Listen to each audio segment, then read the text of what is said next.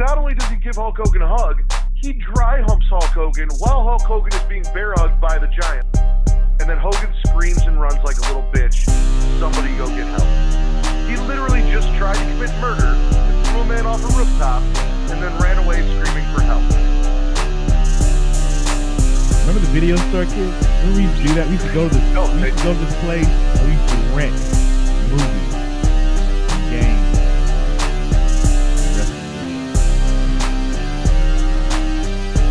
It's a fucking mummy. Call it the Yeti or the Yeti. Kevin Sullivan is making this so incredibly hard to watch. His existence is making this hard for me to watch. Well, here's the thing about WCW, sir. They just give title shots to anybody. Clearly. Following podcast contains mature content. The views and opinions expressed by the host are not necessarily those of the host. Listener discretion is advised. Welcome back to the wrestling podcast that turns back time to when sports entertainment was still called professional wrestling. I am your host, the patron saint of podcasting, the Warden, Matt Ritter. I am here with my co-host, Lord Cussalott, Travis Pointer, aka the Dragon King, aka Big T, aka Sweet T, aka T Money, aka Black Merlin, aka the HNIC. What's happening?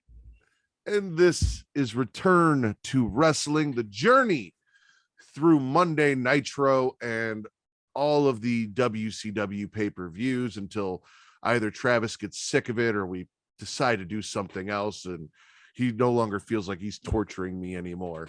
How's it going, Travis? It's going great, but here's the thing.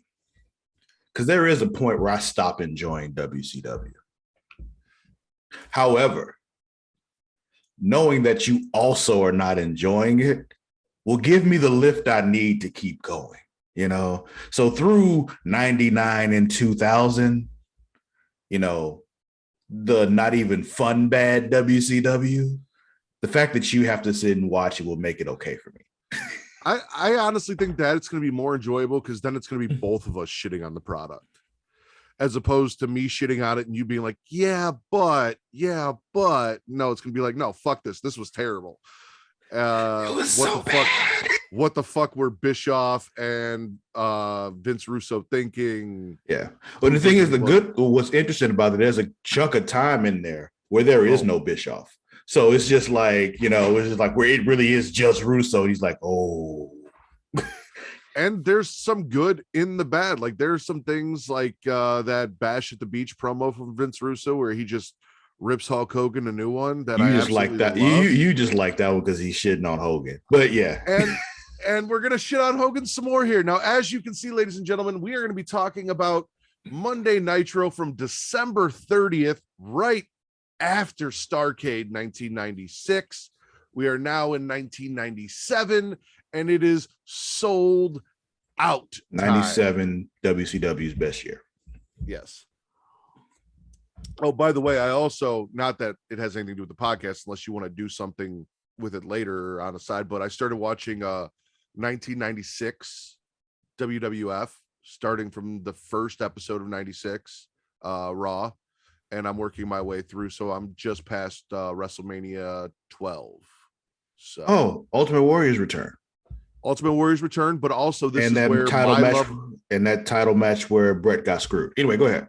Yep, and this is where my love of wrestling began because this is the beginning of Undertaker Mankind, which is one of the first like real things from wrestling that I remember that like pulled me in. So that's why I decided to start in 96. Plus 95 WWF was fucking terrible. But but that was actually my idea. After we got through all this, we'd go back and then watch the same era of WWF.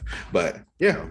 No problem. By the time we get to there, it'll be fresh in your head. It'll be fresh again for you. So, yeah. Oh, absolutely. Cool. Well, it's not like I haven't seen all that. That was the stuff I was watching. So I know. Yeah. I know. But that's not what we're here for. And again, seeing as I have no idea what the fuck to do with this format yet, outside of kind of what we did last time, I've switched it up a little bit again. So basically from December 20th or 30th to January 20th, the NWO sold out pay-per-view. This is the NWO pay-per-view. They're running the show. They're putting on the fucking pay-per-view. They're making the matches. So we're going to talk about what's been going on with the NWO leading up to NWO sold out 1997. And it's basically mostly the transition of Hogan's feud between Roddy Piper to the Giant, aka the Big Show, because I kind of feel like once he left Dungeon of Doom, he really wasn't the Giant anymore. Plus, I just like calling him the Big Show, but like I know he was still the Giant. He was the Giant for a good 2 years before he even got to the WWF. Not in personality, and even in WWF, he was Paul White before he was the Big Show. Neither here nor there. What I'm saying is, he is a different person now. He is not the son of Andre the Giant that fell off the building and came back and dry fucked Hulk Hogan with the man wrapped in toilet paper. Like that's not the same dude. So essentially, Hogan, being the hypocrite that he is, blames the Giant for what happened at Starrcade, yet refuses to admit that he lost the match at Starrcade. So explain to me how he fucked up if you believe you won. That's the point. Hogan's a fucking heel. He lies and blames everybody else for his problems. Like that's what's supposed, that makes sense. Like that's what he's supposed to do. It doesn't make sense. Like, dude, I'm sitting here and I'm like, all right, so I'm supposed to be annoyed at the fact that you're denying that you lost the match when you clearly lost. Like, I get that. It is what it is. You're a shitty promo. You're doing terrible at it, but I'm annoyed by your presence in general. But yeah, sure, this is working. But then blaming the big stinky Giant, like, dude, come the fuck on. These promos are terrible. Calling him the big stinky Giant, and this is your fault. Great in concept, not great in execution. I'll give you that. Well, that's Hogan's entire career. Anyway, so basically, my favorite thing was the very first night. Commentary is just taking shots at Hogan all fucking night about how he lost, how he's not the icon, how Piper beat him, how he's never beat Piper, blah blah blah blah blah. Just he's still champ though. Like that's the thing. Like that's what he's got to hang his hat on. Yep. He's just like, yo, I'm still the champ. I'm still the man. Like you can't do anything about that, which is why this Giant thing is what's like everybody's trying to hang their hat on after that. And obviously Piper comes out and the NWO destroys them and the Giant takes a while to come down there. And then it's his job to, like, Hogan's telling him, go get him, brother, take him out. And the Giant's like, no, you know what? Fuck this. I'm not going to take out Roddy Piper. Mind you, by the way, I have this in my notes. I think Roddy Piper is the first person to introduce me to No Fear clothing. Because I remember specifically when we were in grade school, seeing No Fear, and I know that Roddy wore it both in WWF and WCW, but I think that's where I was first introduced to the clothing line No Fear was through Roddy Piper. So I saw him in that. I'm like, oh shit, I completely fucking forgot about that. And of course, this is probably how I knew about it, but neither here nor there. So then instead, the Giant decides, you know what? I'm sick of Hogan's bullshit. And he starts choking Hogan, making him his bitch. Of course, the NWO comes in, he starts wrecking them, but it's too many, and they end up taking him down.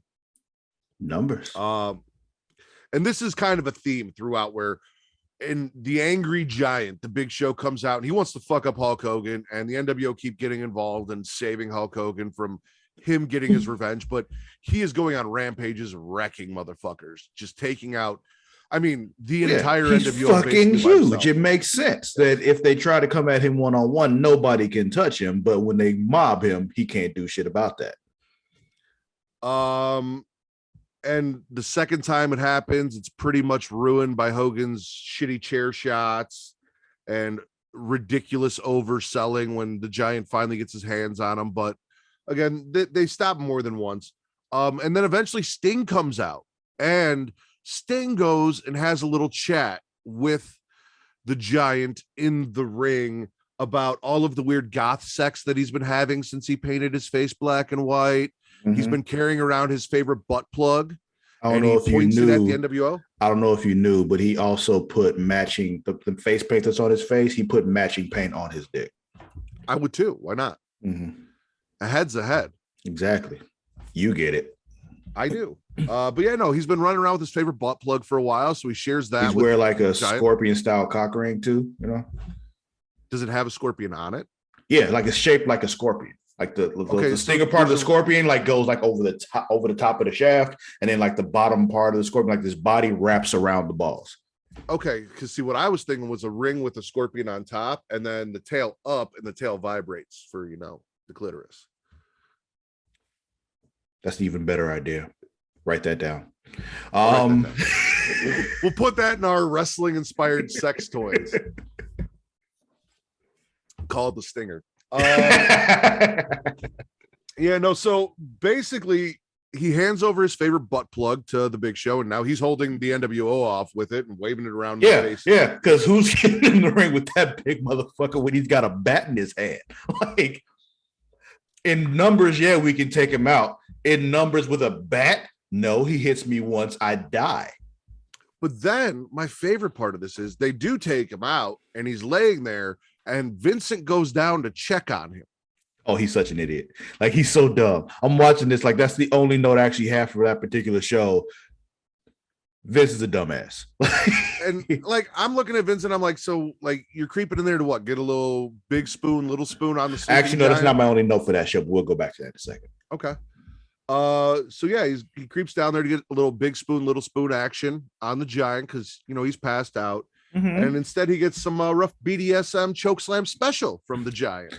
I mean, some people like being choked, you can't really all Vincent is there for is to be the whipping boy of the NWO. Yeah. If anyone needs to get beat up in the NWO, they're sending Vincent. And mind you, ladies and gentlemen, if you have not noticed, since it is NWO sold out, and we're talking about the NWO and NWO sold out, Travis and I have our NWO inspired Black Lives Matter t-shirts on to celebrate the very first NWO pay-per-view for this episode.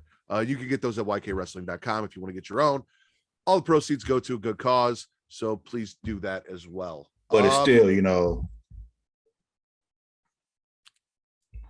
anyway. Other shit that was going on with the NWO, they took over commentary, and that was just a treat for you all that was watching the video, by the way. If you were just listening on audio wise, you don't know what just happened there, but watch this on YouTube or subscribe to the Patreon to get it early so you can see what I just did. Because you don't know. If you know, you know. That too. We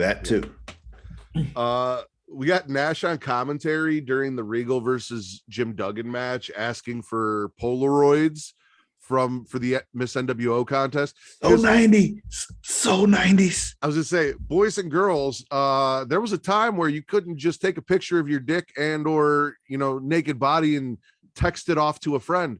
You had to take a Polaroid, shake it off so it develops, and then send it through the mail or personally deliver it. Or if you couldn't afford a Polaroid cam, you had to use a regular cam, one of them disposables from Walgreens, and get those developed first. And that is a risk because now you have to take it to somebody, they have to develop and look at all of them. So now not just the person you're intending to see it, but whoever's working at the Photoshop is seeing whatever nasty shit you're taking a picture of yourself doing. You got to be a bold motherfucker to do that. That's why Polaroids were so great. But, if you know who's working at the Walgreens that's going to develop your photos and you want them to see it, you get a twofer. You get a twofer there, If you got a crush on the film development person at your local, there actually used to be shops where you would just go get film developed. Like, remember when they got the kiosk where you didn't have to go to the person anymore, where you could just put it in the kiosk and they could do it, Yep. That was so exciting. But yeah, no, Nash was like, send me all the Polaroids. We got DDP out here pretending that he's made the decision. He's going to join the NWO. He puts, and this is an iconic moment that I didn't realize happened now. I thought this was closer to this was DDP's moment right here. Jay Leno shit. Oh no, that's not till like a year and a half from this point. Yeah, I was gonna say I thought this moment was something later, but yeah, no, there was a similar moment around the Karl Malone stuff. Yeah, but it wasn't this one. It was when he was like, Nash was like, "Yo, join the Wolfpack now." That's when after they had split, and he's like, "Yo, you can join the Wolfpack now. We don't have Hogan. I know you hate Hogan. We do too. Join the Wolfpack." And he was like, "I can't believe I'm getting ready to do this." And before he could answer, Hogan and Robin come out and beat the shit out of him with chairs.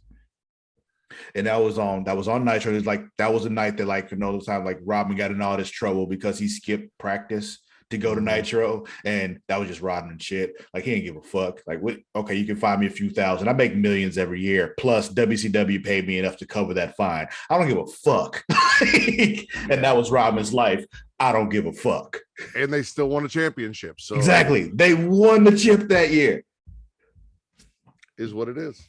And won that Bash of the Beach match, by the way. So he beat Karl Malone twice. I've heard some things about Karl Malone recently, so neither here nor there. We'll talk about that maybe when we get onto it. I think I told you about it, but anyway. You may have, but I probably forgot. But yeah, we can. He likes him young. I have heard about that. I don't know if I heard that from you or not, but yeah. So DDP puts on the shirt. He's standing there. They're celebrating. GDP has joined the NWO, and then he drops the Outsiders, Diamond Cutters, Scott Hall, and leaves through the crowd. Crowd is going crazy. This is, again, DDP's moment, ladies and gentlemen. Throw it up. And what else we got? Oh, the beginnings of Buff Bagwell. If you want to see Buff the Stuff, this is where that character is being born, is leading up to this. He is feuding with Scotty Riggs. He comes out and talks about how Scotty Riggs is fat and out of shape, and he's buff. Yeah, it was so good. Yet. Yeah, no top, but you see the shift though when he went from being that baby face in American Males to being a heel. He figured out who the fuck he was, and like, oh, there's the character right there. Like it's just a lot of controversy with Buff Bagwell going on right now too. I guess he had somebody doing his Twitter for him, and then some shit came out about that person, and there's a lot going on with Buff right now as well. Also, last of my favorite things from the NWO is Nash implying that he buys hookers on commentary as well. I must have missed that. He was on commentary and he said something about, when I pay for it. Oh, yeah. I do remember him saying that. And I was like, my boy buys hookers. And I'm not like, I look at that man, I'm like, you don't need to buy hookers, but like, and you choose to anyway because you support the naked hustle. Like that's what it is. Exactly. Like support sex workers. Exactly. And those of us who support the naked hustle, shout out to you too, who pay for the OnlyFans and don't get the free shit off of Reddit because that's what dicks do. As far as Dungeon of Doom bad shit, I mean, we already talked about Hogan pretending he beat Piper. Nick Patrick looks to be officially part of the NWO at this point. Yeah, wearing the shirts and everything now. Yeah, he's out there kicking people and hanging out and too sweeting. And Nick Patrick is not someone that fits the NWO aesthetic in any way, shape, or form. No, but he's there because they can use him. That's what he's around for. He's 100% being used by the NWO, and so that's why it's okay with me, because it's like from the scope of he doesn't fit their style, but they're using him. They don't actually like him. They're using him. Yeah. We've also got Eric Bischoff repeatedly sucking Hogan's dick on live TV and withholding the evidence of Hogan's loss when the commentators asked the truck to cue it up because it's what Bischoff does even to this day. So, and then of course more like if you are ever wondering, hey Matt, why do you keep saying that Hogan has shitty chair shots? And well, if you ever want to know what I'm talking about, go watch anything in this time period where Hogan and Big Show are in the ring, because the chair shots, the belt shots, the Big Show wasn't in the ring at any point during this time. The Giant, fine, if that makes you happy. Anything with the Giant and Hulk Hogan, Terry Bollea and Paul White, however you want to refer to them, just go watch and you will see Hogan go, or take the belt and go, like it's fucking god awful. Also, Hogan involved Piper's son, saying that he begged Hogan to take it easy on his father. He begged Hogan to take it easy on his father. Hogan wasting all the TV time so that his match with the Giant took place during commercial breaks during the New Adventures of Robin Hood. So That was something that was actually worked out with TNT. I remember hearing this story before. So they come to him and they're like, yo, we have this new show, because they know wrestling draws a huge audience. The problem is with wrestling, you can't program it the way you do other things, because wrestling fans come in droves to watch shit. But as soon as wrestling's over, they're fucking out. Like, they don't stay to watch what's next. I know this because I've never seen a single episode of The Adventures of Robin Hood. I watch Nitro every fucking week. But their idea was, if you can get some of your audience over to watch this, we'll, start this match later. Say, we're going to play this match during the commercials of this new show to get your fans to watch this new show. That was the idea. However, they did it wrong, because the first commercial break didn't show the shit. The first commercial break showed their regular commercials. The second commercial break is what showed some of the match. Then some of the regular commercials played, and the last commercial break showed some more of the match. And it was just like, that's not a good idea. That's not a good look, because people that stayed like, oh, they're not actually doing it, and they tuned out. Like, well, here's why it's Dungeon of Doom bad for me. One, I get the concept and they hyped it up, but you didn't play New Adventures of Robin Hood for me. So if I don't get to watch the New Adventures of Robin Hood with wrestling in the middle, then just give me, like, you have to have filmed the whole fucking match. Why is the whole match not available? Why am I just getting? Oh, you're talking about the way Peacock presented it. Okay, I got you. WWE Peacock, why am I just getting commercial breaks? Why didn't I you have the full thing? match? I have the full match. Why didn't you just show the full thing? That doesn't make any sense. Present it to me the way it was presented to everyone when they watched it, and give let me watch the fuck? Where's my shit? Like, one or the other. I understand. I knew they would show us stuff. I actually did expect them to just show us the whole thing instead of the little splice parts that they put into the New Adventures of Robin Hood. So I'm with you there. Bullshit. Now, I never even considered the fact that maybe they should have shown us, the New Adventures of Robin Hood on Peacock in the midst of that. If it was such a big deal, presented properly. You know what? I'm with you. I'm right. I want, I don't even know if I can find the New Adventures of Robin Hood anywhere. Now I want to know what that particular episode of the New Adventures of Robin Hood looked like. Because this is so I can stop it at that particular commercial break and then play it as part of the match. Yep. And then just watch the New Adventures of Robin Hood. And when it gets to that particular commercial break, play the next part of the match. I just want the feel. That's all I want. You're right. You are absolutely feel like right. I was there. And for one, for very rare occasions on this particular show, I'm with you. Also NWO Sting. Why the fuck is NWO Sting still a thing? Why are we still doing this? Like, we know he's not Sting at this point. Because the guy they have doing him is still under contract, so they might as well use him. I guess, but that's as far as that goes. We know it's not Sting. It's not fooling anyone. You're not playing it off anymore. I'm about to say, they're not even pretending that it's the real Sting anymore. So it's just it's just. And he's out there to take losses too. And then the last Dungeon of Doom bad thing I have for the NWO is Hogan boring the greatest wrestling city in the world, Chicago, Illinois, leading up to his match at Starrcade with another shitty promo, and then the Giant coming out and somehow being held back by security and doing what Paul White does best and starting to cry because he could not get to, like, how am I supposed to get behind a man who's crying because he can't get to Hulk Hogan before the match? And I know, like, crying's his thing. If you ever watch the Hall of Fame, this man cries a lot. Like, and cries well. There's a reason why they dressed him up as a baby for New Year's. Like, I get it. But also, I want to believe this man is a monster, and it was not like the so angry I'm crying, like I'm terrified, because he's still being held back by a bunch of dudes. Like, if he was just ripping through these dudes and like tearing their heads off, crying while he's destroying, that's different. He's just like, I'm gonna get you, Hogan, and I'm like, dude, get the fuck out of here. Like, along with all of this, we have obviously the other major faction that is, associated with WCW, the Four Horsemen.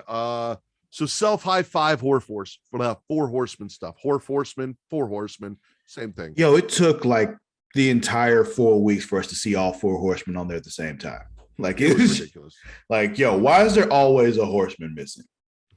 But self high five moments Arn Anderson putting Jeff Jarrett in his place, saying, "You're not in this fucking group, bitch," and then whooping his ass no for matter talking what shit. Deborah says, because Yeah. we can ignore everything that comes out of Deborah's mouth. Well, let's talk. Let's just talk about that. All right. So if you guys are unaware, 1985, the Chicago Bears win a Super Bowl. Hell yeah. On that team is a man by the name The of greatest Steve defense in the McMichaels. history of the NFL, by the way. Hands down, period. Still curtain this dick. All right. I don't give a fuck what you say in Pittsburgh. The greatest defense in the history of the NFL is the 85 Bears. Amen. And we've got Steve McMichaels. You may know him as Mongo McMichaels. He was a commentator who then took a lot of money from Ric Flair to let Ric Flair fuck his wife so that he could become a four horseman. So we already know Mongo's a cuck. I get that. Like, that's fine. But we've got Deborah out here increasingly making herself more and more part of the four horsemen when she's not, And emasculating speaking out, Mongo. emasculating a Super Bowl champion on live TV by basically trying to fuck Jeff Jarrett in front of thousands of fans, and Mongo's just standing by, like, defending her for it. And mind you, Deborah McMichaels will become Deborah. She will go with Jeff Jarrett to WWF. It's so crazy watching and knowing that's what happens. Like, it's just Introduce us to what we all know as puppies. the puppies. Thanks to Jerry the King Lawler. And then leave Jeff Jarrett and get married to and start fucking one of, if not the greatest wrestler in history. Just a second. Just Stone Cold Steve Austin. right. Just a second.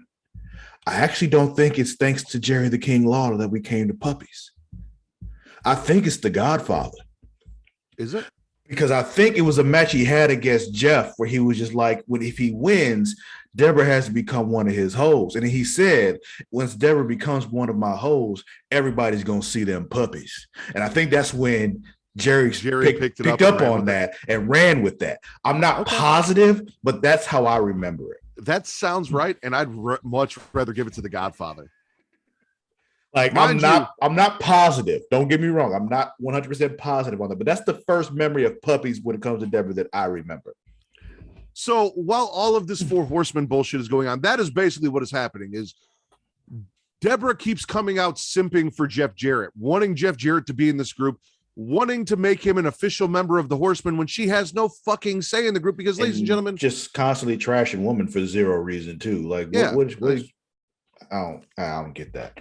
But the Four Horsemen in 1997 was much like America in 2022. Women didn't have rights in that group. Yeah. She didn't get any say in who was going to join. But yeah, she tried anyway. Just making noise. Respect for making noise, because you got to make some noise if you want some change. But hit yourself to the right horse though. Jeff Jarrett ain't it. Like, no. Now, like, it's one of those things, like, if you really look at them plainly, like, it just outside of this, like, from a distance, looking at the Four Horsemen, Jarrett probably fits better than Mongo, but well, also you put Jeff Jarrett in a suit, you put Mongo in a suit, Jeff looks like he belongs more than Mongo does. That's just kind of, I get that, but Jeff Jarrett's character as Jeff Jarrett does not fit. Also, since we're on the Four Horsemen and people that fit in the Four Horsemen, let's talk about this real quick. So there's been actually a little bit of, anytime Benoit is brought up, there's controversy and so on and so forth. So TNA or Impact Knockouts champion Jordan Grace said that she doesn't think that Chris Benoit could hang with the best wrestlers in the world in 2022. Now, mind you, I understand not wanting to praise or acknowledge Chris Benoit due to his actions. Yeah. However, we can't you have the right to, you have the ability to, but like, you can't just flat out lie about the man's talent. Yeah. I am not going to praise Chris Benoit. He did terrible things, but I'm also not going to sit here and pretend like he wasn't the wrestler that he was, or that he wouldn't tear it up and put to shame the majority of the greatest wrestlers in 2022 right now. Basically, teach them how to make a fucking match look real. Like, because when you watch Benoit's matches, even like when we watch him now, he does everything feels deliberate. Everything looks like it hurts like hell. Yeah.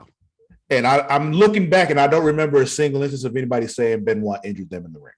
So it's just like in the ring, yeah, like one of the best to ever do it. As a person outside of the ring, fuck you. But it's just you can't deny what you see in the ring. This isn't like should he or shouldn't he be in the Hall of Fame? Because the Hall of Fame is more than just his in-ring career. There's a lot that goes into that. We're not talking about that. I don't or whether or not I don't give a shit whether or not he goes into the Hall of Fame. Honestly, he gets acknowledged. And it's weird because I give a lot less of a fuck about the WWE Hall of Fame than a lot of wrestling fans do, because it's just to me, it's just like it's not real. So it's just, This isn't about any of that. It's just if you're going to go on social media and you're going to flat out lie about this man's skill because you don't like him, you've got to expect some blowback, because you can say that he wasn't good, but it's not the truth. Like he was good. He really was. And in this, he's making a lot of sense because he's calling out Mongo and Deborah for basically not really being four horsemen and not belonging in the group. It's true. No, let's talk. You got in because of convenience. Like I got in because I earned it. Like that was a real difference there. Somebody else gets in because they earned it too. But we'll talk about that another time. Yeah, we will. Let's talk about the Dungeon of Doom bad. We're Good continuing the story issues with Benoit and Woman, which again, you brought up, fucking stupid. Jeff Jarrett's still trying to get in and Deborah vouching for him. Talked about that. Still sucks. The fact that Ric Flair, who is the leader of the Four Horsemen, is just like riding the fence on this one and letting chaos happen. Rick is there for a good time. Like that's really what you like get from this. He's not trying to lead. He's just trying to get in there like, yo, fuck all that. Let's just have some fun here. Deborah, Woman, dance with me. And also, Deborah screws Benoit out of a match against Jeff Jarrett, and he's a fucking horseman. Yeah. You screwed one of your own people over. Deborah getting involved and costing the Four Horsemen the match on the behalf of Jeff, and Mongo being a cuck, and then also the fact that I had to watch Sullivan defeat Benoit in Chicago. All Dungeon of Doom bad. Yeah, I hear you. And again, they didn't like, as much as this story is between Benoit and Sullivan is so, Benoit took Sullivan's wife, and like the way they make it sound compared to the way it's actually played out, it's not as epic or big as you'd think it would be. Like, it doesn't play out as well as everyone seems to remember it as this crazy major thing. And I think the only reason is because in hindsight, we know that there was some real life shit there. Yeah. But I don't think you necessarily really knew that at Not the time. really. Like most people who were watching didn't know what was behind all this. And I know 10-year-old Travis had no idea. He just knew these two dudes were constantly beating the shit out of each other. No idea. But yeah. It's not like the whole, Jeff Jarrett, Kurt Angle thing. Where it's like they made it pretty clear this is what it was about, but yeah. So that's the Dungeon of Doom bad, is basically everything Deborah, Jeff Jarrett involved with the Four Horsemen, and the fact that Kevin Sullivan won a match in Chicago. Because Kevin Sullivan is always going to be Dungeon of Doom bad because he created the fucking thing. And he's still on my TV, Travis. And technically, like not really, but technically the Dungeon of Doom still exists. If you want to get into technical, sure. I will say both Hugh Morris and I think Conan had their own music. They did. I actually made a note of that. I'm glad Conan is no longer using the Dungeon of Doom music because it does not fit as he's walking out doing his, orare and all that kind of. But Jimmy Hart's still walking them down to the ring. Yeah. Well, at least Conan, not so much Hugh Morris. Hugh Morris is just kind of on his own now. He's just kind of there. Yeah. Let's get into everything else that happened that I have marked down for Self High Fives. The debut of Kensuke Sasaki. And the reason I have this is because I watched a documentary on what is considered a Chicago tag team, arguably one of the greatest tag teams of all time. My personal favorite, the Road Warriors, Hawk and Animal. Kensuke Sasaki would become part of what was called the Hellraisers, which is basically the Road Warriors in New Japan, teaming with Hawk, and he was known as the Power Warrior over there. So seeing this New Japan version of one of the Road Warriors, the Power Warrior in WCW, was cool to me. Glacier beating up Disco Inferno, and Disco Inferno insulting Peyton Manning, because we all know, well, you know, not we all know, but you know how I feel about motherfucking Peyton Manning. So I mean, Disco, any Bears fan pretty much feels the same way about Peyton Manning. We could easily drop the blame on our own quarterback for that thing. But why would we do that? Because everybody knows, that motherfucker's trash. We knew that, but we got to the Super Bowl with him anyway. Yeah, and I'd more so put the blame on management for not putting in Brian Greasy after the way he did what he did and letting Grossman, but neither here nor there. Peyton Manning beat the Bears, took away that Super Bowl. So, and that's one of those things every time I think back, like, yo, what if Rex Grossman could score a touchdown without Devin Hester putting him within 20 yards of the end zone every play? Because once they stopped kicking Devin Hester, that was it for us. So anyway, we'll move on, because we'll just get on a rant about the Bears should have had a Super Bowl back in. Okay, go ahead. Yeah. Anyway, I'm just Disco making fun of that man and his giant fucking forehead. Enjoyed it, but also it's fuck Disco Inferno all day. So Glacier kicking his ass was fun as shit. I mentioned Hugh Morris got his own music. Sting continuing to be Sting, and people still not realizing what the fuck Sting is doing. Hacksaw yes. Dumbass. Coming out running your mouth. Yeah.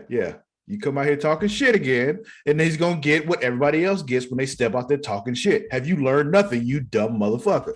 But props to Tony Schiavone, because Tony's finally putting it together. He's like, you know what, guys? I'm realizing there's a little correlation. Yeah. Like every time somebody from WCW comes out and says something fucked up about Sting, Sting beats him up. Oh, really? No shit. Talk shit, get hit, motherfucker. That's the rule. This is wrestling. Come on. Also, Macho Man motherfucking returns and literally blackballed.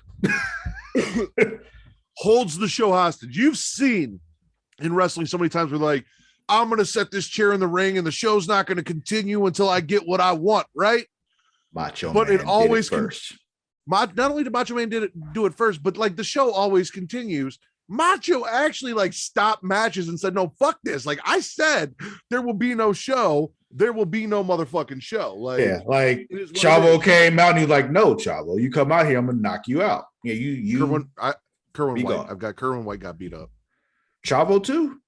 Well, Chavo is Kerwin White. Oh, Kerwin. I thought you said Colonel. Oh, yeah. No, Kerwin White, Fat Luther Reigns, a.k.a. Max Muscle, Doug Dillinger, a ref, and Alex Wright all got beat up by the Macho Man for trying to get him out of the ring. And he's like, no, fuck this. I'm holding the show hostage. And then Sting comes down and he tests Savage. He gives him the whole, here's the bat. I'm going to turn my back, do your thing.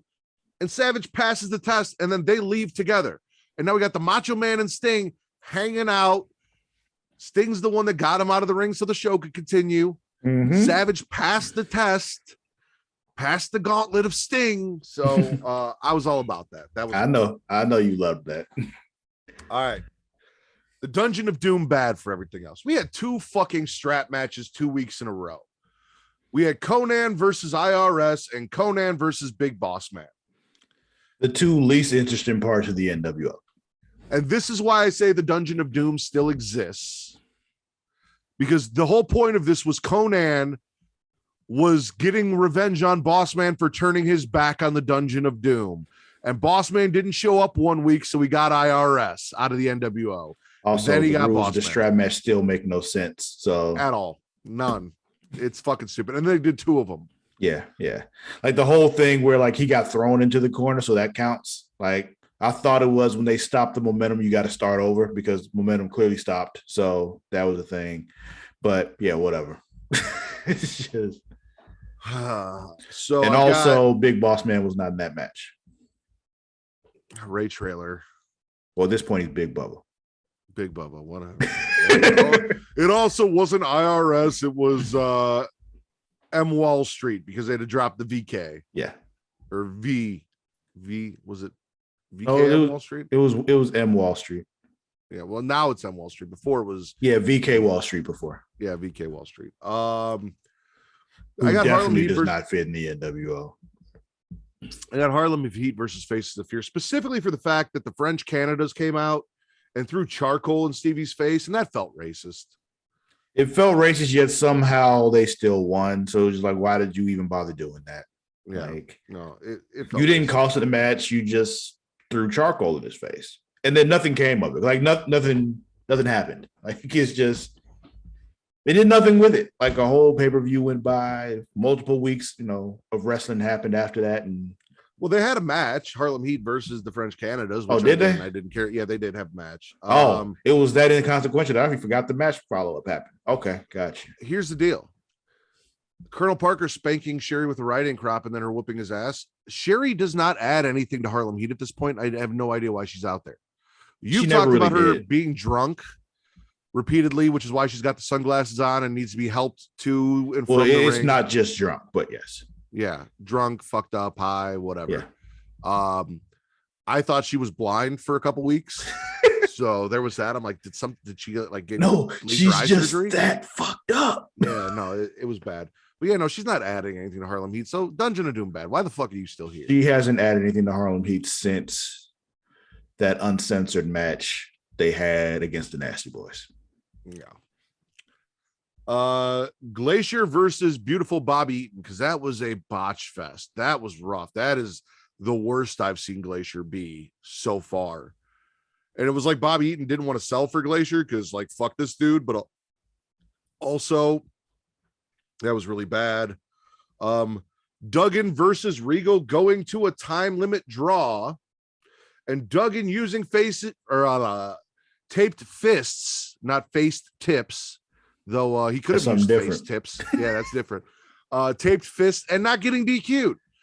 The whole point of Make up your mind, people. Make up your mind. The whole point that this whole taped fist thing even started with Jim Duggan was because it was illegal to tape your fist. Which makes no sense because people tape their fists all the time. Like if he taped his fist before the match, would it be illegal? But is it matter because he did it during the match? Like what's the deal here?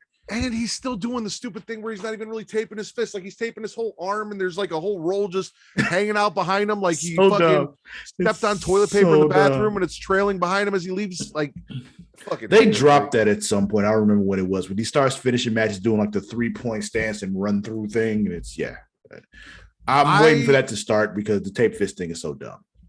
I used to have a respect for Hacksaw Jim Duggan, and I blame you for most of it. Oh yeah, it's mostly my fault. I wasn't watching any of this, so like you made Hacksaw Jim Duggan seem a lot cooler than he was, and now I'm watching this, and I've lost the majority of that respect. I'll get it back when he joins Lance Storm's Team Canada in the 2000s and turns his back on America and becomes Canadian.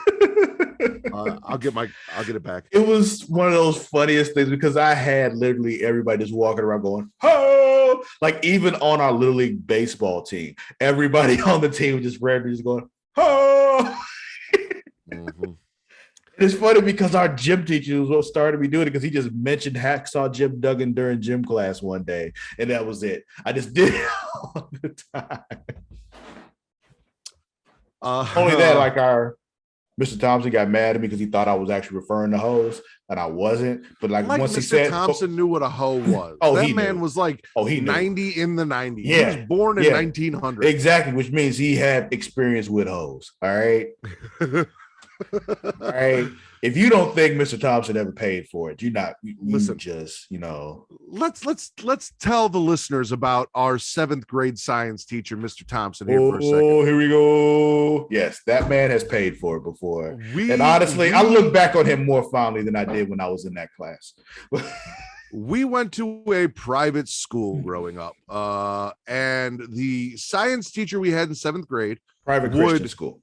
Private non-denominational Christian school. Non-denominational Christian, yes. Would eat apples with a giant fucking knife in the middle of class that he would peel the apple with and then just like eat the apple off the blade in the middle of class. If you've ever watched a movie where there was like an old decrepit corpse and it looked like the nose was gonna like fell off, like that was Mr. Thompson. He was basically a walking corpse at that point. But also, He also didn't wash his hands when he went to the bathroom. He did not, which was disgusting. Like I'd be washing my hands and I see him walk away from the urinal, putting his dick back in his pants and just walk out the door. Yeah. But he Multiple also people did saw this happen. It's not just me.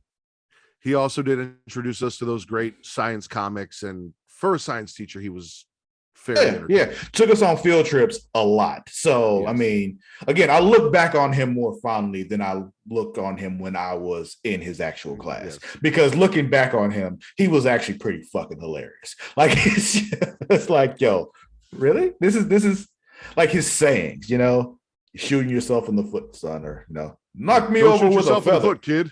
Yeah, like, I love it.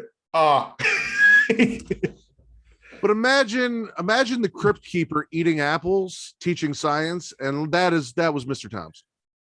There's a little bit more here. Yeah. Or you've seen what the fuck is that movie with Bill Murray? The one that's A Christmas Carol, Scrooged.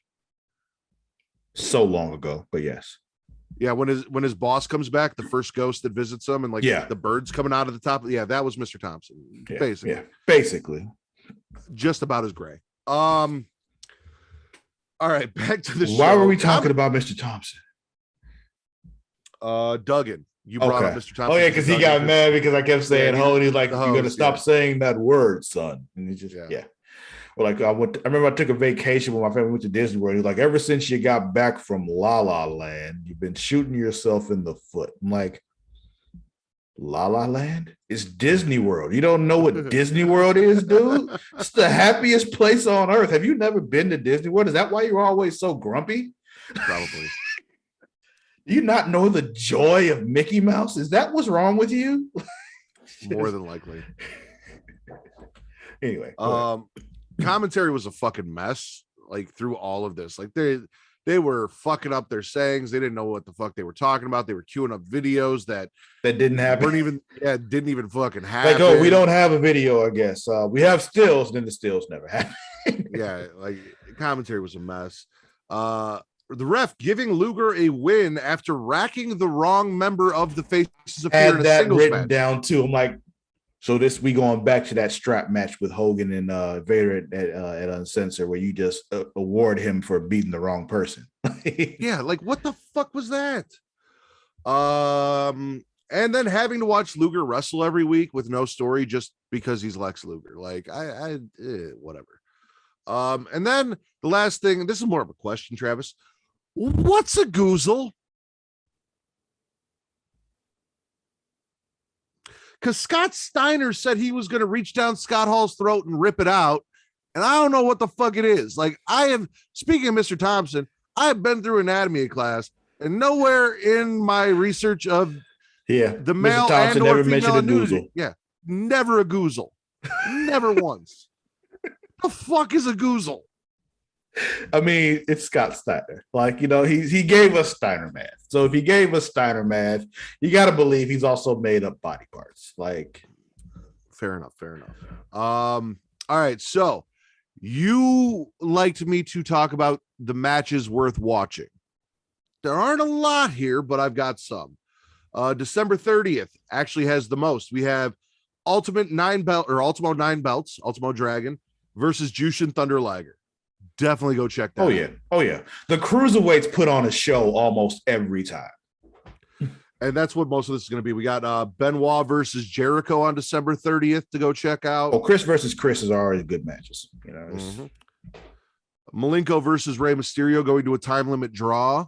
And that's the thing. Like, I like that they did the time limit draw thing, and then sometimes they actually hit the time limit draw. So like, it's real. It's just like it's a thing.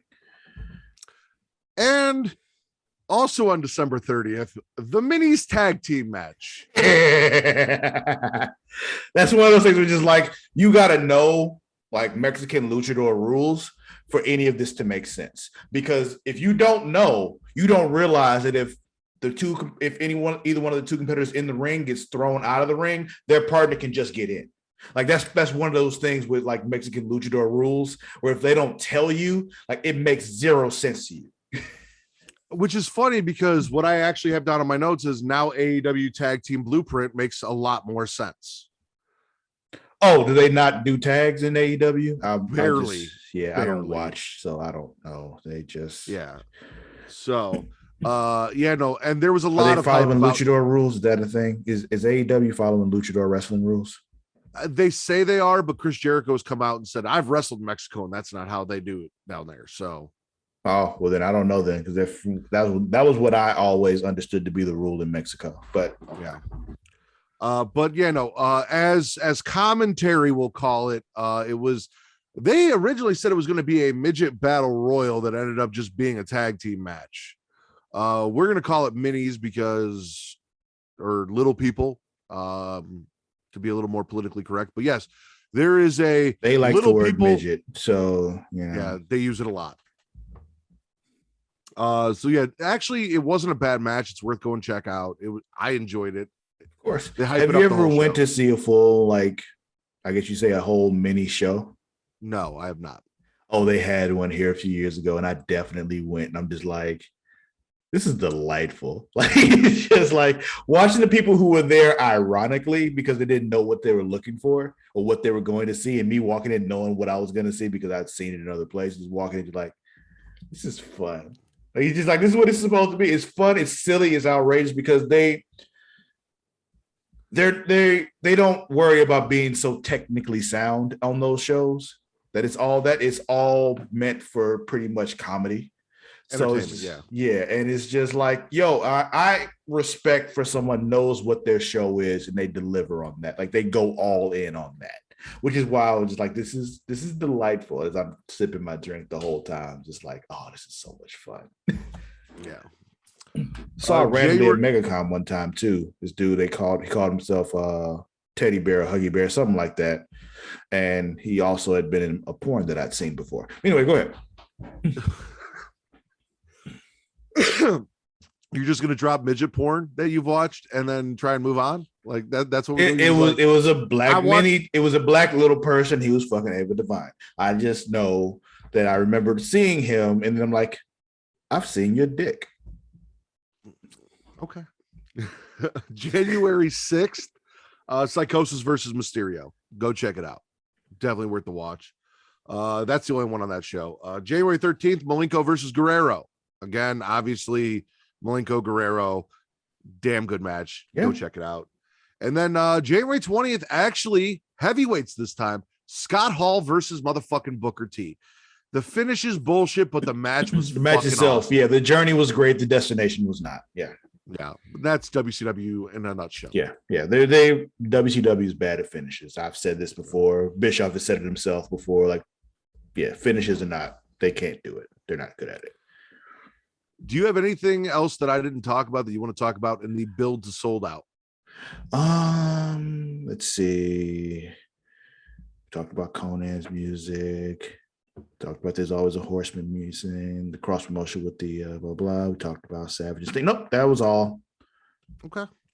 So I realized very quickly when I started NWO Sold Out 1997 that this entire show was a fucking troll. Like, they were they held this show from Cedar Rapids, Iowa. Oh, it was Cedar Rapids. I thought it was Grand Rapids, Michigan. No, I'm pretty sure it was Cedar Rapids, Iowa. I wasn't paying much attention. I've been to Cedar Rapids, Iowa one time in my life. And mind you, there's a fantastic strip club out there, but that's it. That is the only reason to go there. Are you going to drop the name? Like, I don't remember what the fuck it was called. Okay. Just saying, if I'm ever in Cedar Rapids, Iowa, I want to go. So I'll look it up and I'll let you know. I don't remember what it was called. This was 10, 15 years ago. It might not even be good anymore. You're right. Yeah. So, but when I went, it was fantastic. But that's the only reason to ever go to Cedar Rapids, Iowa. It's kind of like when I used to always tell people, if you go to Miami, go to King of Diamonds, until they got shut down because they were doing some shady shit. But yeah. We've got the overly obnoxious black and white intro of them riding through Cedar Rapids to get to the show. Yeah. If you don't realize that they're doing all this on purpose, you're like, this is awful. Like, I hate this so much, until you realize, like, no, they're doing this on purpose. Like, it's all on purpose. They talk about this great show that they're going to put on, and they put it on in fucking Cedar Rapids, Iowa, and it's a fucking shit show. We got Trillionaire Ted and Eric Bischoff on commentary for the whole thing. only NWO No desk, gets just kind of just sitting up there with headsets. yeah, on. just sitting up there by motorcycles and the Miss NWO contestants. Yeah, that. Only NWO members get music. Oh, the announcer on this, like, it was I had hit and that. miss. There were some times where just like, that was lame, but there were other times like, that's funny. NWO voice guy doing special ring announcements for everyone. Loser. Now, just randomly throughout the match, like, loser. Here's where they actually got me. I actually had to go look. So the guy hosting the Miss NWO contest is Jeff Katz. Yeah, who the fuck is he? He is a film producer who is known for Snakes on a Plane, Freddy versus Jason, Deadpool, X-Men Origins Wolverine. He wrote for the Booster Gold comics for DC and is the co-creator of the DC villain Black Beetle. It all makes sense. Once you told me he wrote Booster Gold, it all makes sense. But he was actually the person that advocated for Ryan Reynolds to be Deadpool and then brought Ryan Reynolds over to do Deadpool. I knew him.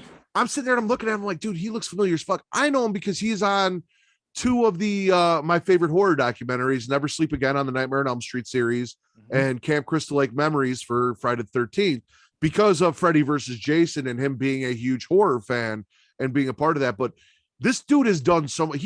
I was reading his Wikipedia page. He crowdfunded and started a fucking wrestling company like in the early 2010s that filmed 1 season that was never released. Oh, okay. I'm about to say, is that like names? that Pro Wrestling X or whatever that thing was? No. You know what I'm talking about, though? That one, the first show was Vampiro versus X-Pac, and Vampiro won. It was some kind of weird thing. We had to climb up on some shit. And it was on MTV or some shit. No, this was something different. But I think they said that all the episodes eventually got released, or the first season got released on YouTube. So I'm gonna have to go look up what the name of it is and see if I can check it out. But when I was reading the names involved, like, there were a lot of fucking people like Christopher Daniels and like people that we know that were involved in this promotion. So that was interesting to me. Just Jeff Katz being like, this man went from NWO, Miss NWO, fucking ring announcer in wrestling to producing. Now that you've told me that, now there's one thing interesting about the Miss NWO pageant. We'll talk about that. All right. First match, Jericho loses to Massive Zero Chono. Massive Zero Chono. I think I called him Massive Zero Ono last time. So that's the thing I've been doing, where I just mispronounce all the New Japan wrestlers' names. I know. Smacking Raw podcast. So yeah, I've heard you do it. WCW shows up to watch from the crowd. Yeah, all together, even people that like are like rivaling each other, kind of thing. You know, just hanging sitting next out, to each watching other. the show. Yeah. It would make more sense if you had them sitting like on other sides of the arena or something, like, you know, that kind of thing. But they were all sitting just next to each other. Also, we keep cutting back to I'm just gonna get the Miss NWO contest out of the way, please, in one shot. I don't want to keep talking about it. It was fucking awful. We got Miss NWO contest submissions while the crowd's chanting boring, where they're showing and talking to them. Jeff Katz is trying to ask them provocative questions, and they're all just like really camera shy and giving like the most boring answers. Exactly. That's one of those things. Like, if you're gonna do this, like, you need to prep them ahead of time. Like, oh hell yeah. Like, listen, I'm going to ask you this, get your answer ready. I'll come back and make sure that you have it right, and then we're going to come back. We're going to do exactly this. We're going to make it look like it's not planned, but it's planned. Like, the do everything live thing only works when you got like performers who are used to doing that. These contestants were not. Let's do a little Miss NWO contest role play. I'll play Jeff Katz. You play a contestant. Sure. So, what is your favorite way to please your man in the bedroom? Contestant number 1. What is your favorite way? I'm showing you. See, that's not where I thought you were going to go. I know. Oh, whatever he likes, because those were the answers you got. You want what actually happened, not how I would do it. Yeah, no. Start over. Do it again. Okay, we'll start over. Contestant number 1. What is your favorite way to please your man in the bedroom? I'll just do whatever he likes. I don't know. And ladies and gentlemen, that is every single fucking contestant for every question that they keep going back to throughout the show. And they're all biker chicks because it's fucking Eric Bischoff, and he went and found like a biker female gang that he could bring in and have on the show so he could have their motorcycles. Like that was why they were there, was for their motorcycles. And the thing is, if you want to do that, sure, do that. But again, if you had prepped them ahead of time and so they were more interesting, maybe it works. I'm not saying it will, but maybe. Mind you, ladies and gentlemen, if you're not watching this and you're listening to this, you should definitely go watch it, because you may or may not have seen Travis's nipple the first time we did the role play. So maybe they're interviewing the showing contestants. You a little Hershey Kisses there. They're all shy, and then they pick the least attractive one as the winner. Eric Bischoff is making out with her. Yeah, all on purpose. It's one of those things like yo, this whole, like you said, this whole thing is a troll. Like it's just straight up like definition of cringe. Yeah, and the thing is, he was like it's just like you watch this, you got to give him credit, because on one end, just like your idea is the NWO was running this, so it's supposed to be kind of gritty and kind of thing, like not all the way up to the standard as a normal WCW pay-per-view, because it's the NWO doing it, and they're like this whole rogue organization kind of thing. And you want to make it all different. You want to make it all feel like it's just this ragtag organization that has some money doing this. Mm-hmm. However, there needs to be some kind of prep done here to make it all come off right. Like it's just like, yeah. So like the little shadow screen thing they had in the background where they really only used it like once and it wasn't even good. Like it's just like, if you're gonna have that, do more with it. Like have none of these women could dance. Yeah, it's not. Don't even use it for that. If you're gonna have, you could have like even the wrestlers back there doing shit. Like whatever. Like if you're gonna use it in an interesting way. You only use it once, and they were not very good dancers, so it didn't matter. Like. Now, mind you, I might have been more upset about this, but I knew about, like, I've heard Bischoff talk about the Miss NWO contest and podcast, and so like I kind of knew it was going to be a shit show, and that's kind of why I knew this whole thing was a troll going into it. So unfortunately, I knew about that because I've listened to him talk to Conrad about it and do stuff on podcasts. Okay. So it didn't really like, I'm not watching this like, oh my God, what the fuck is this? Like, this is like, I didn't have that. You didn't get that full effect. Yeah, I didn't see the pay-per-view myself either. Like, it was one of those things I knew about it, but like I didn't actually watch it because I was 10 and I wasn't able to get every pay-per-view. It was just like every now and then I could talk my parents into doing it kind of thing. And then there was that brief period of time where all the pay-per-views were just showing up on our TV for free. And I don't know how it happened, but I'm glad it did, because it happened at the Austin Michaels WrestleMania 2. And, I got to see Tyson knock out Shawn Michaels, so. True. What makes a Mexican death match a Mexican death match? I have no idea, because I think it's not a Texas death match. There's no barbed wire, so I don't know what makes it a Mexican death match. Also, why are Hugh Morris and Big Bubba, Big Boss Man, in a Mexican death match when neither of them are Mexican? I don't know. How you know? Wait, maybe Hugh Morris got some Mexican in him. I googled it. Oh, okay, that's how you know. It's Googleable. I know. Yeah. Hugh Morris. You haven't seen his ancestry.com though. Like, that's true. That's true. He might be Morris like 2% Mexican. Loses to Big Bubba via vehicular manslaughter in a Mexican death match. Yeah. Yeah. He died. Spoiler alert, ladies and gentlemen.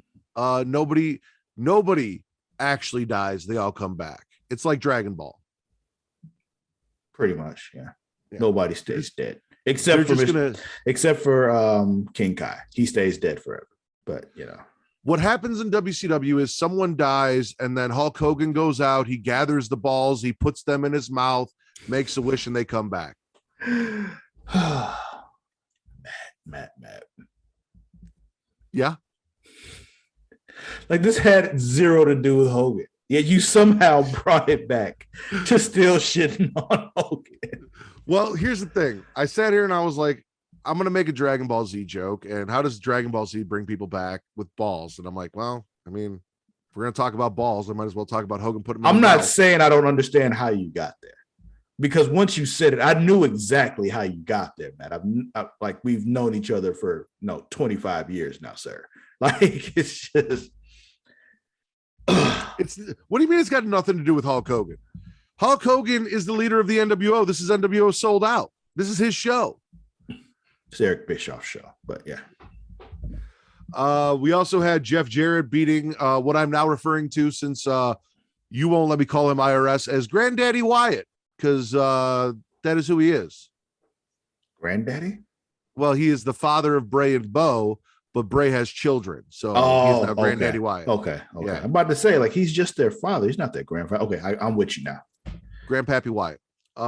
So Jeff Jarrett defeats Grandpappy Wyatt. Of course, Debbie's out there manipulating Mongo into saving Jeff Jarrett, helping him get the win. NWO is like, oh, I can't believe this happened. I can't believe we lost the match on our own pay-per-view. Of course, I do want to say I appreciate you embracing what I've been doing on Super Flashy with everybody who's a father, calling them Big Daddy something, or Daddy something, like Big Daddy Lane, Lois Lane's father instead of Big Daddy Kane. It was just like, yeah. I got you. I'm with it. Scotty Riggs loses to Buff Bagwell, and then Buff dances with the Miss NWO contestants. DDP loses to Scott Norton by count out. We got Sting in the rafters. Buff tries to recruit DDP mid-match. DDP then fakes them the fuck out again because they're idiots. Yeah. Well, we got to think of who was actually out there. Like, the dumbasses were out there. So it's just like he dropped the outsiders, and then you think Buff Bagwell and the B team is going to be able to recruit him? And he's like, oh yeah, and fools them again, drops them, leaps through the crowd, and gets counted out. The same way. Puts the shirt on, handshake, pull back, diamond cut. Exact same way, because they're fucking idiots. Yes. But I'm not counting it as a loss for Diamond Dallas Page, because you can say he lost by count out, but did he really lose? No, he didn't. According to the referee, he did. Yeah, well, the referee's biased as shit. Yeah, definitely. But as I always say, W's a W. That's true. Steiners defeat the Outsiders for the tag team title. So on the NWO pay-per-view, the fucking NWO lost belts. Yeah. Oh, there's follow-up to this. And the follow-up is so great. Like, I cannot wait for you to watch that shit. Go ahead. So Randy Anderson takes over for a knocked out Nick Patrick, and Bischoff is freaking out on commentary, threatening to fire Randy Anderson. I think I know about this. Okay. I think I know about this. Because I think, isn't this the thing where like they fire Randy Anderson and people think like they fired him for real? Yeah. And they call, yes. Okay. Yeah. That happens the following night. And I actually think like Randy was on a Saturday. So it was the following I think Monday. Randy Anderson actually has like cancer or something like that. And that's why he's taking time off. And it has something to do with some of that. Yeah. There was some actual things going on. So you need some time off and all that. Yeah, but no, fucking Bischoff's freaking out. You're not a league, because he technically wasn't a legal ref. Like, he was not. He showed up in the only ref for that. Yeah, the only ref for that night was Nick Patrick. Yep. So yeah, it shouldn't count. He's absolutely right. Speaking of the NWO taking L's for titles at their own pay-per-view, Eddie Guerrero defeats X-Pac to get back his U.S. title, retain his U.S. title, to solidify being champ, because like he became champ but didn't have the belt. Six just had the belt because they couldn't have the Giants still holding it, because the Giants no longer NWO. So it's just Also, I expect racism from Bobby Heenan and maybe even Larry Zbyszko. However, the NWO voice guy calling Eddie Guerrero a Mexican jumping bean in his intro, and called X-Pac the quote unquote ultimate swinger.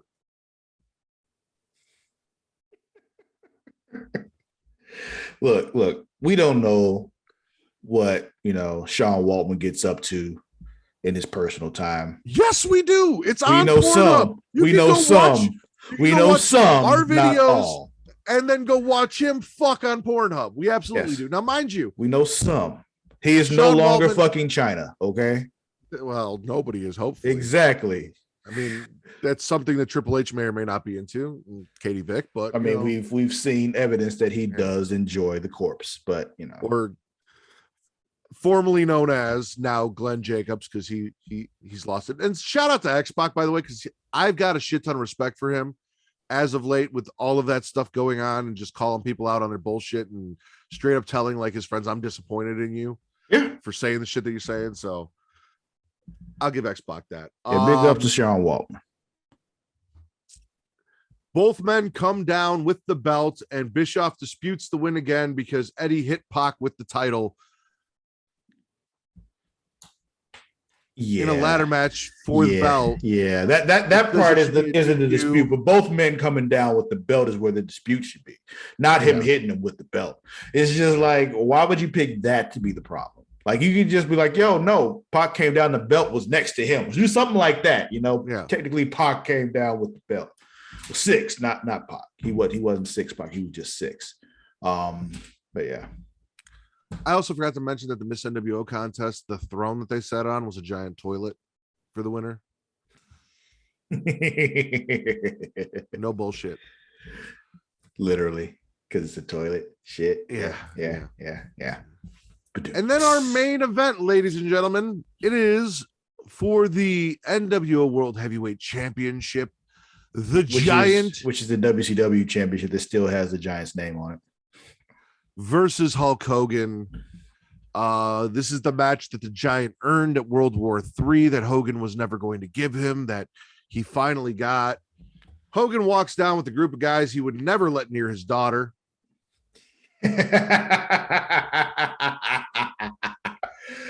Oh, man, but you got to think, this is the 90s. The Dallas Cowboys were it back then, man. Like, still wouldn't let him near Brooke. Oh, he definitely would not. He definitely would not. Nick Patrick screws the Giant over after he no-sells a leg drop and a choke slams Hogan. Also, but honestly, did this match end any other way than anybody expected it to?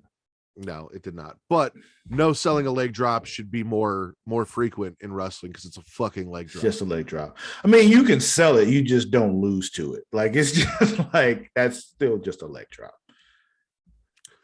Then after the match, Show choke slams basically all of the NWO except for Hall and Nash. Show wasn't there. The Giant choke slams all of the NWO except Hall and Nash. Hogan botches a guitar shot and a wooden chair shot. There's no fucking finish. It's just Hogan posturing over a fallen Giant saying he sucked Bischoff's dick while quoting Goldberg. I mean, nah, because Goldberg didn't have quotes yet. So, you know. Who's next? Yeah. Yeah, Are Goldberg. You saying that Hogan, are you saying that Goldberg stole that from Hulk Hogan? That's more likely than what you're about to say. That's more likely than Hogan quoting Goldberg.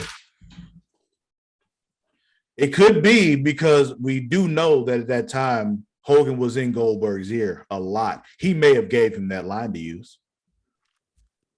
One self high five for this entire show, and it was DDP. Everything else was Dungeon of Doom bad, but it was supposed to be. Ladies, like, say it was one of those things, like, it was intentional though. Like, it was supposed. If you really want to go like watch a bad pay-per-view, if you like really like enjoy watching people troll, go check this out. It's worth checking out. If you want to actually see a good wrestling show, do not go watch this at all. Yeah, that's not what this was. It's not what it was at all. One thing I forgot to mention. Listening. The tag match. Because it was one of those where it's just like, again, I've mentioned this before. People talk about how, you know, NWO never took L's. It never like just always beat up. Like, no. They dropped the, you know, tag belts that night. Not only that, look how long Scott Hall stayed down for. Like, It was one of those things, like, he took that move. He stayed down all that time for the ref to get in the ring and count. All that time. How many people do that? You know, like, everybody else would be like, no, you got to do something else. I can't just stay down that long. We're like, no, Scott stayed and then stayed down after. Yeah, like, no, he sold. He sold like a motherfucker. Like, for real. Like, where is this lie coming from? Ric Flair. You make a good point. But still. 2 self high fives. The tag team match and this. Because I want to give it to the ladder match between Eddie and X-Pac, but it's not the best ladder match I've ever seen. And no, it was passable. It wasn't good or great. It was fine. And the finish was bullshit. So yeah, it is what it is. So yeah, overall, Dungeon of Doom bad. And that's going to continue to be a thing throughout, even once Dungeon of Doom is finally gone, even though Travis promised me that they'd be gone like 2 years ago and they're still here. Well, it was a misconception because in my memory they just weren't around anymore. But like in essence, they're really not there. But it's like they're still somewhat of a presence, and it's just I had to watch two fucking strap matches for the honor of the Dungeon of Doom. Excuse me for not having a perfect memory of 25 years ago. Fuck you. Yeah, what the fuck's wrong with you? Jesus Christ, Travis.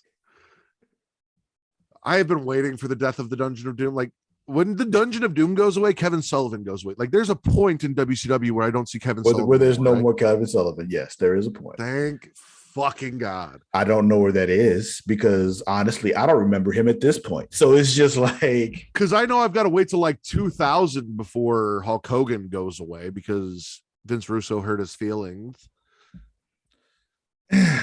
And then I think he still comes back with the FU New Blood bullshit. I'm about to say it's actually it wasn't because of that. Well, the Russo thing was.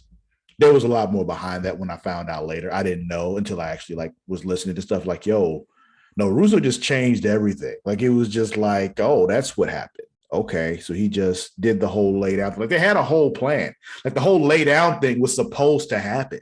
But then like, his promo afterwards was not. Like it's just like, well, it all depends on it's his. No, I don't believe what Russo said, if that's what you're gonna tell me. Like, I do. Yeah. In this rare case, over Hulk Hogan and his recollection of what happened. Well, there's Hogan and Bischoff, and even I think Jarrett had said that's not the way it was supposed to go. Like it's just like it's only Russo that's making this argument. Yeah, well, I also don't trust two of the three of those guys that you led credence. But in this situation, you'll trust Russo. In this one situation, because it's shitting on Hulk Hogan, absolutely, exactly. That's 100%. If Hogan's the bad guy, I'm on that team. Very easy, but yeah, no, I do remember him coming back as Terry Bollea for the FU New Blood shit, because like the whole conception that everyone gives, and I know this is not what we're talking about. We're years away from. It's like after this, Hulk Hogan left WCW and never came back, and that's not true. He fucking did. No. There's the WCW at that point was even more of a mess than it was before 96. Like it's just like yeah. So that's why you end like the whole thing with Flair and Sting with both of them like I'm pretty sure both of them had a t-shirt on and shit because they hadn't been in the ring in like almost a year. And it's just like But anyway. If you guys think Raw or SmackDown or even, the people that shit on AEW or NXT are bad shows, go watch this and it might readjust your perspective on what's good and what's bad in wrestling. Yes, but also keep in mind, like a lot of it was bad on purpose. So it's when people like try to say though, they're like, AEW, like they just don't care. They're not even trying to making this bad on purpose. Like, no, this is what it looks like when you do it bad on purpose. Like this is what bad on purpose looks like. Yeah. But I mean, the buildup wasn't terrible. Like the weeks building up to the pay-per-view weren't terrible. There weren't a whole lot of great matches. Like I said, December 30th has the majority of the good matches you want to watch. Then there's a couple sprinkled in. Also the Scott Hall Booker T match, even though the finish sucked. Definitely a damn good match and worth go checking out. But one thing that WCW like not always, but like during this time did was build a story. Never paid it off, but they built They don't pay them off well. They do not. I will. They're the Stephen King of the wrestling world. I take it you're not a fan of King, huh? Yeah. Oh no, I am a fan of King, but even if you watch the new It movies, he makes fun of himself about how he can't write an ending. Okay. Like it's a whole thing about Stephen King where like he tells this great story, then it gets to the ending and he shits the bed. I see. And he made a character who writes great stories and then can't write an ending and has a whole interaction with them. Yeah. So I'm with you now. I see what you mean. But okay. Neither here nor there. It is what it is. We're past it. We're on to what is the next pay-per-view? Super Bowl, I think. Super Bowl. All right. Because there is no uncensored this year, right? I don't think so. I think the next uncensored sold out replaced it. Yeah, I think there's an uncensored the next year, but I think they do both sold out and uncensored in 98. Because I remember Nash having a match with the Giant at uncensored, and I think it was the next year. It's also crazy that like WCW gets all this hype and it was only good for 2 years. But those 2 years were fucking fantastic. I know, but like the way people talk about it is like the heyday of W. It's weird because like we even when we talk about the Attitude Era and everyone's like, oh yeah, like it was only like 2-3 years. Like it wasn't. Yeah, it was. It was a very brief time, but it was like the time though. That's the thing though. It's just like it went like if you only had a couple of years, like 2 to 3 years of it actually being like that, but that time was. Geez, like everybody was a wrestling fan at that time. Like it was one of those like people who you thought like didn't look like wrestling fans knew who DX was, knew who Shawn Michaels was, and knew about Stone Cold Steve Austin the Finger, and knew about the NWO Too Sweet. Like it was just like everybody knew about this stuff, even if you didn't think they were a wrestling fan. And you know what I know they're not going to do it, but you know what I would really like is like when DX goes and invades WCW. If you see in that the Peacock version of it, they show like they cut that into the show. And see, like when like I think it was like Nash talking about like, yo, we were on the other side, like, yo, open the door, because once they get in, what are they gonna do? Like they can't do anything. Side note, we'll talk about this if we ever get to WWF, but I did not realize in 1996 that Shawn Michaels was just coming out talking about the Clique the way that he does. Now he refers to the Clique as his fans, right? I remember him saying "click" a lot, though. Yeah, I did not and the know click that cam and all that kind of stuff. Yeah, referred to the Clique as much as he did, and I'm sitting here and I'm like, oh wow, like yes, that's why everybody hated them. Like it was just because he threw it in their faces. He's also and Vince let him do Diesel, so like there's that whole thing. Yeah. But I do remember the click cam was a thing. I remember that. Yeah, so that's been entertaining. But all right, Travis. So that's been WCW Monday Nitro. I didn't say Monday Night Nitro one time this episode. I know. I'm so proud of you. I'm so proud of you. Monday Nitro from December 30th after Starrcade all the way through 1997 uncensored. And now we are here. It is 1997. We're going to get Sting versus Hogan. We're going to get all of the things that made WCW great. At some point, I'm assuming, maybe not 97, 98, I'll get to see, my black and red Wolfpack. That's 98. Yep. So I'm looking forward to the future now. Now I am finally to the point that you've been promising me for so long was going to happen. And you've experienced the pit. Like the worst of it has happened. So it's just, we'll see. No, honestly, like that's the worst of this era of the good stuff. Hogan's still champion for like the entire year. So. Right, but it's never as bad as actually, no, he's not. Oh, really? Yeah. Ooh. Also, I can't wait to figure out when Macho Man joins the NWO because I know that turn happens, but I don't know when. It does. So. It does. Yeah. And I'm not making promises on that, but it happens. I'm not making promises on that, but it happens. All right. Tell everybody about what it makes sense, but it's not amazing, is my point. But anyway, go ahead. Tell everyone what you got going on with Creation World. I know we got a meeting next weekend. So we may have some changes coming. Or 2 weekends. 2 weeks. 2 weeks from now. Yeah. If you all are watching this on Patreon, you'll be kind of close to that time. But we got some things that are changing up. So I'm not going to talk about it now. But yeah, there are some rearranging and some changes on certain podcasts we're doing, certain new things we're doing, certain things we're bringing back, some kind of rearranging of things we're already doing. It's just reworking some stuff. And we'll be talking about that in the coming weeks. And we'll announce it then. We don't have to change anything because I'm killing it. So right.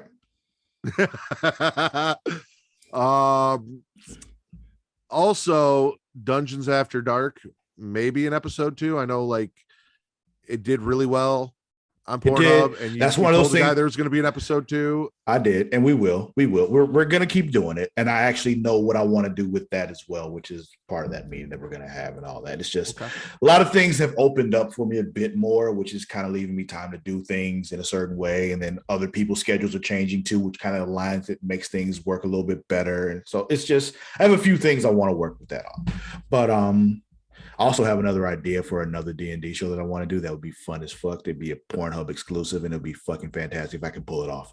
But we'll talk about that too. Okay. I also know a couple people who are into D&D who said they might be down if we lose someone and we need someone to fill in. So cool. as for this show, ladies and gentlemen, you can follow me at Matt Ridder, METTRIDDER on Twitter, only Twitter and Instagram, Smacking Raw Pod. I run the Twitter, Vince runs the Instagram. We have Facebook, facebook.com/Creation World, facebook.com/group/Smacking Raw, facebook.com/group/Super Hero of Tomorrow, creationworld.com, where you guys can go to find all of that shit. And Creation World is on Twitter and Instagram at The Creation World. That's THECREATIA World. Also, yes. Not Instagram right now because they shut down our Instagram. We're going to redo that. But right now, there's no Instagram. Yeah. They fucked us on Instagram. Like, no bullshit. We got fucked.